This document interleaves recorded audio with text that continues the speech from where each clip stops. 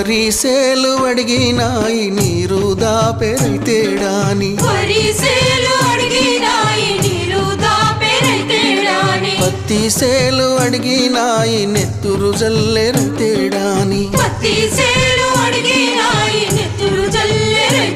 అవి పట్టుకొని ఏడుస్తున్నాయో తుల్లి తుల్లి ఏడుస్తున్నాయో